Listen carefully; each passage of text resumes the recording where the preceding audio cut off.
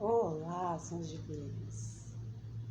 Acabei de realizar uma gravação de 17 minutos, porém o fio não conectou devidamente e não tem som para que vocês ouçam tudo que partilhei. Enfim, escolhi esmaltes para que a gente tenha essa roda de conversa hoje e esses aprendizados em conjunto. E vocês podem idealizar que isso são os bonecos ou somos nós mesmos representados através desses esmaltes. Aqui eu vou mostrar como que as dinâmicas e os emaranhados ocorrem em nossa vida diante das 3 leis de Bert Hellinger sobre as ordens do amor: a da hierarquia, a do pertencimento e a do equilíbrio. Dentro do equilíbrio é o entre dar e receber. Vamos imaginar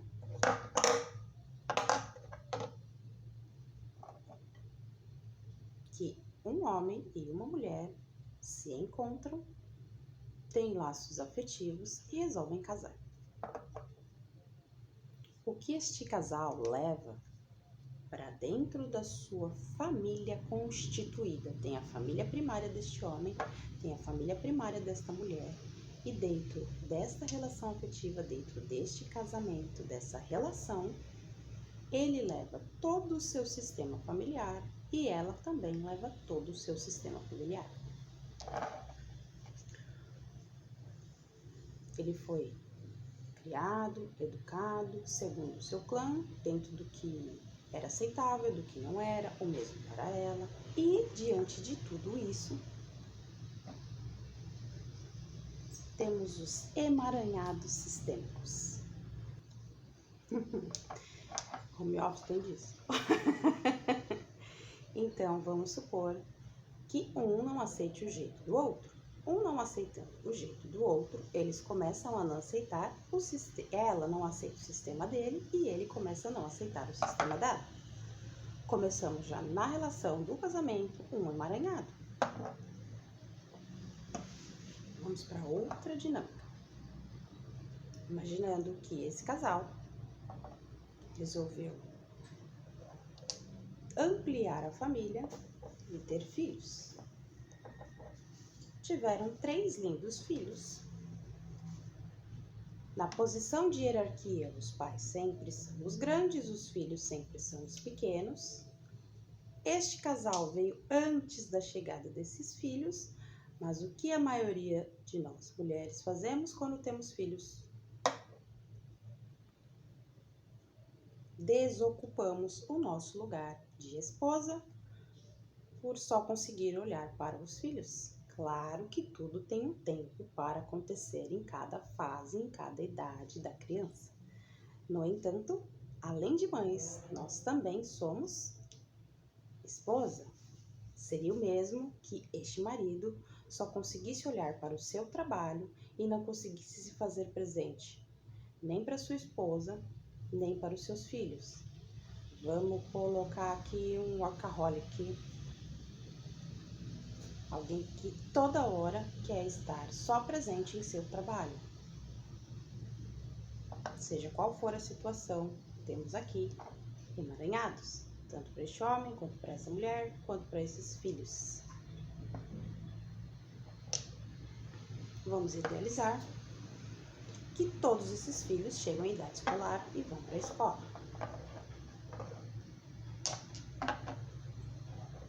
Vamos pegar um dos filhos, indo para a escola, conhecendo a sua professora. Como eu mencionei a vocês, o ideal é que o pai e a mãe sempre, não importa se é na escola, se é em casa, na casa do amigo, na rua, o pai e a mãe sempre acompanham os seus filhos. O interessante é quando você dá um lugar de consciência para que isso possa acontecer, dá um lugar no seu coração para que você receba essa força dos seus pais te impulsionando para o mais e para a vida. Essa professora também tem o seu pai e a sua mãe no seu próprio sistema familiar dentro de sala de aula. Essa é uma das razões que eu menciono que quando tem os alunos, quando tem a professora ou o professor, a gente sempre multiplica por 3 o número, porque cada um carrega o seu pai e a sua mãe.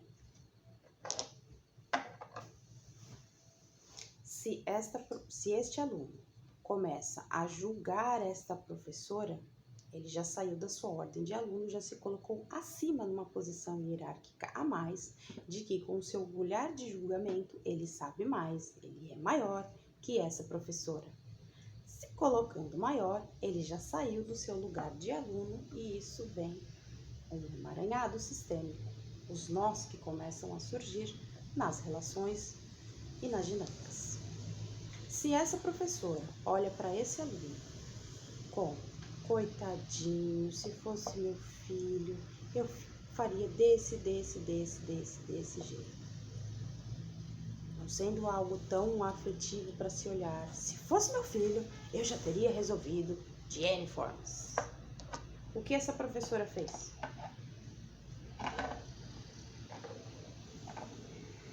Saiu do seu lugar de professora e quis ocupar o lugar de mãe deste aluno. Como fica o sentimento dessa mãe quando essa professora quer ocupar esse lugar? Como fica o sentimento desse pai quando a professora sai do seu lugar e quer ocupar o lugar da mãe? E são tudo situações e vivências fenomenológicas. Você pode não ver, mas você sente no campo. O que acontece com esse aluno quando ele perde a sua professora? Porque esta, por sua vez, quis se colocar no seu papel de mãe daquele aluno. Como fica a dinâmica dessa sala de aula? Perdeu-se a professora, perdeu-se a ordem, perdeu-se a organização, perdeu-se o fio condutor para que o aprendizado ocorra da melhor forma possível, entre outras dinâmicas que se emaranham e começam a acontecer dentro de sala de aula.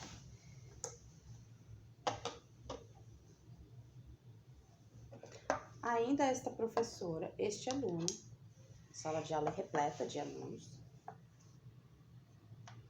Vamos imaginar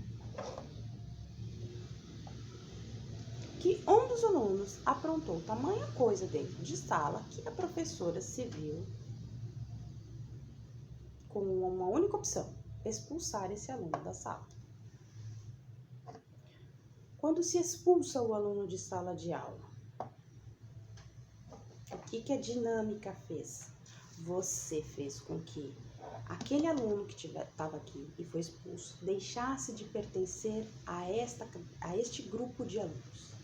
Com isso, um dos princípios da ordem também foi quebrado e vem um emaranhado. Logo, qualquer um dos alunos da sala de aula irá reproduzir o comportamento daquele aluno que foi excluído. É a fidelidade, é o que chamamos de amor cego. Por fidelidade, tudo inconsciente, tá, gente? Aquela pessoa excluída, eu vou representá-la. Pode ser o aluno mais quieto, pode ser o aluno mais calmo, pode ser o aluno mais estudioso, pode ser um amigo daquele aluno, enfim, tá? São vários os casos aqui. Ele vai representá-lo e a dinâmica volta a acontecer em sala de aula. Não quero dizer para deixar de olhar para o projeto político-pedagógico, para as leis, para como as regras regem aquela escola. Quando o pai, a mãe e os alunos adentram, qual a importância de levá-los eles ao conhecimento de tudo que pauta aquela escola, de tudo que envolve aquela escola? É dizer sim para a escola na qual ele adentra, com tudo que ela tem, com tudo que ela compõe na forma que é.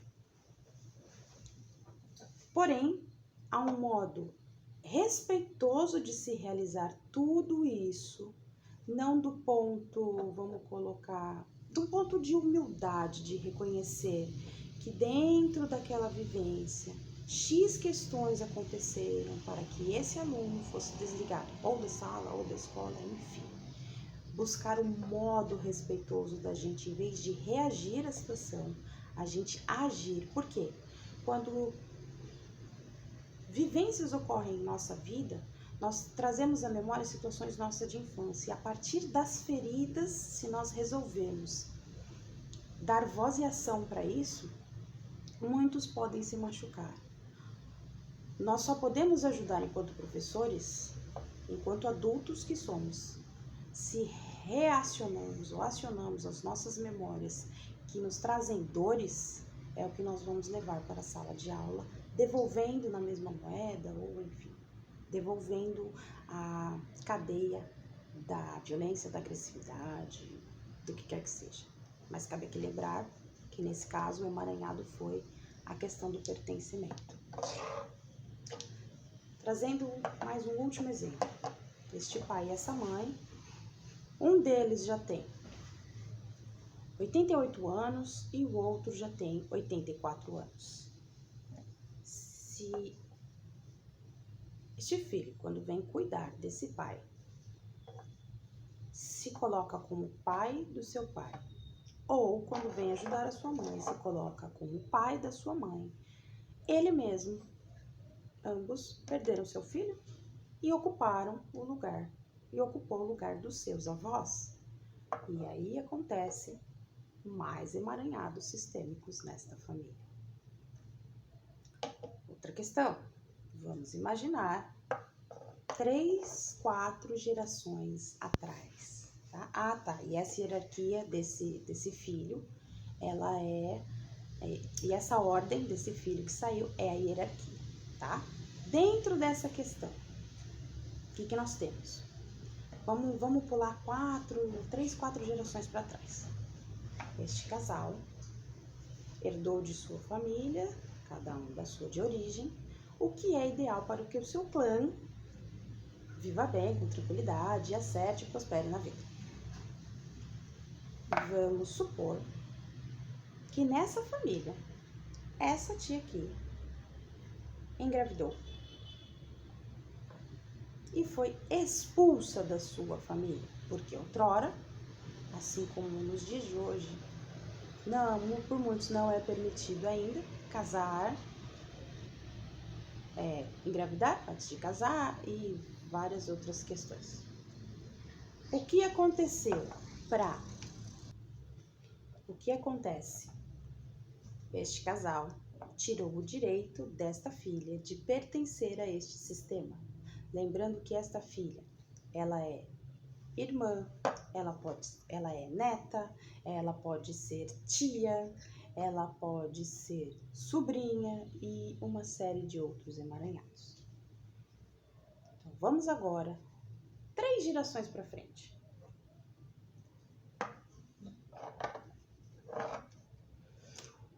Uma família com 2 filhos. Um filho reproduz tal qual os pais o ensinaram e o clã o ensinou, e o outro filho começa em atitudes que são reprovadas por esta família que veio 3 gerações para frente. Então, esse filho começa a apresentar comportamentos que, segundo o seu clã, são inadequados. Quem esse filho olha por fidelidade e amor cego, ele olha para essa tia que foi excluída e quer que ela seja vista, quer que ela tenha um lugar, quer que ela pertença, e tudo isso é inconsciente. Talvez nessa família ela não tenha conseguido pertencer, permanecer na sua família e fazer com que olhem para ela como ela é e a aceitem. Então vem gerações para frente para resolver este emaranhado e esses nós que foram dados. Então, esses emaranhados, se não são resolvidos na família em que foi gerado, outras tantas famílias à frente que virão vão reproduzir, até que, a partir desse comportamento, dessa situação, numa dinâmica talvez diferente, essa tia ganhe um lugar de pertencimento, um lugar no coração, de compreender tal qual foi o destino dela, a vida dela, como tudo ocorreu. E este filho, que por amor cego, como é chamado, conseguiu dar lugar e agora está livre do seu emaranhado sistêmico e consegue fluir melhor com a sua vida. O que eu quero dizer com tudo isso? Emaranhados, todos nós temos o tempo todo. Basta olhar para os 3 princípios das ordens do amor, basta olhar para a nossa vida, onde temos facilidade, onde temos desafios. E aí não é entrar na questão da normose, é entrar na questão de que emaranhados podem ser vistos, podemos dar um lugar para eles a partir do momento em que compreendemos de onde surgiram e como fluir na vida diante daquilo que pode estar um desafio, impedidos, sem prosperar. São várias questões.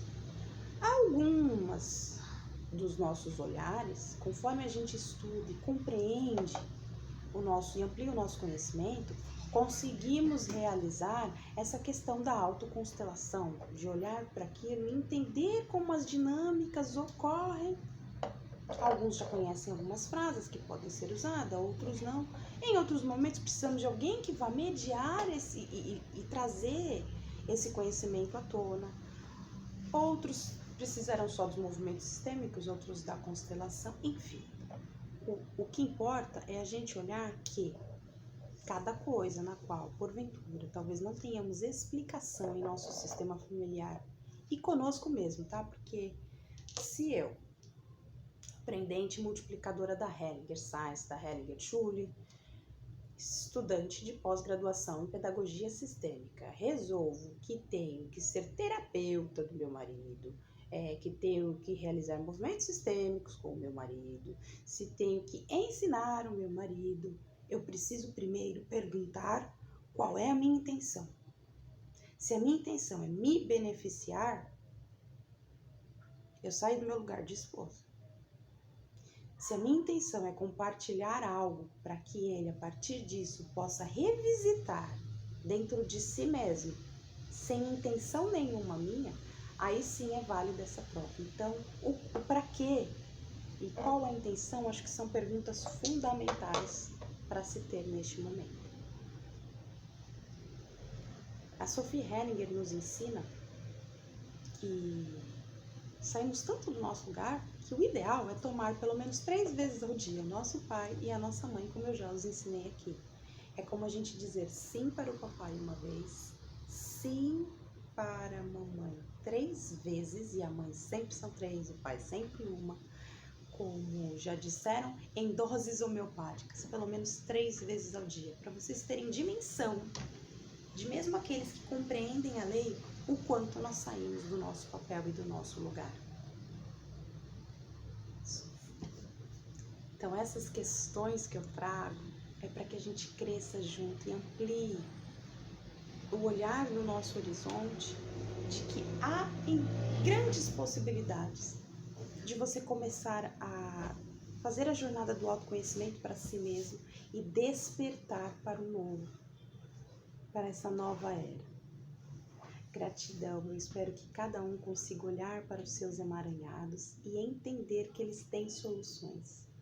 E compreender que muito mais do que o que está oculto, a própria constelação familiar e a pedagogia sistêmica nos auxilia a afinar o olhar, a direcionar o olhar para algo maior e realizar essas pontes do crescimento, do conhecimento, da prosperidade, da abundância com a natureza, com a espiritualidade, e que esses fios invisíveis que nos conectam ao emaranhado, que a gente encontre o lugar de fidelidade do amor cego, realizando o movimento que é necessário para dar lugar para a pessoa novamente, para o membro familiar, para algum ancestral, e honrando com o amor claro, aquele em que eu compreendo e sigo na luz do amor, na luz da compreensão, na luz dos movimentos que colocam tudo em seu devido lugar.